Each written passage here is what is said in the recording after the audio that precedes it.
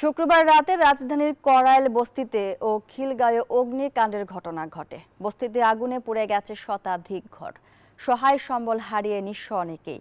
আর খিলগাঁয়ে ওয়ার্কশপে লাগা আগুনে ক্ষতি হয়েছে প্রায় 50 কোটি টাকা, দাবি ব্যবসায়ীদের।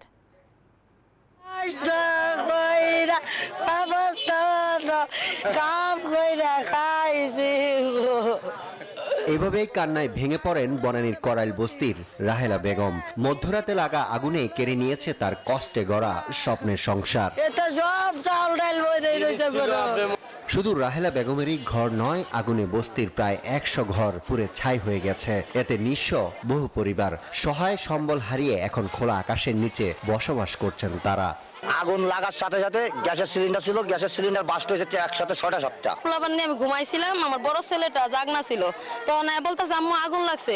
তখন এই ছোট দুইটারে লয়ে আমি বাইরেছি, বাইরে যে আবার যে একটা জিনিস ভিতরতে বাইরে নিমু এরকম সুযোগটা আমি আর পাইনি। আমার টাকা ছিল, নতুন কাপড় চোপড় মানে কিচ্ছুই বাই করতেছি না। আমার ছেলে মেয়ের স্কুলের বই বাই করতেছি না, আজকে স্কুলে যাইব। একই চিত্র খিলগা তালতলার ওয়ার্কশপেও। ব্যবসায়ীরা জানান আগুনে পুড়ে গেছে অনেক গাড়ি, এতে 45 থেকে 50 কোটি টাকার ক্ষতি হয়েছে। 5টা গাড়ি পুড়ছে, আর তো মালামাল ছিল অনেক। আমি সন্ধ্যা 5টা বাজে প্যারাডু একটা তুই গেছি কাজ করার লাগে। এটা তো ওই মুখের প্যারাডুটা ছাপা। ওই কিনারে আগুন লাগার পরে এটা এইভাবে গইরা পুড়লো, এটা আমার কাছে অবিশ্বাস্য মনে হচ্ছে। তৎনগত ব্যবস্থা নিত, আমার মনে আমার ওয়ার্কশপ বাইরে আমার এত বড় ক্ষতি হইতো না।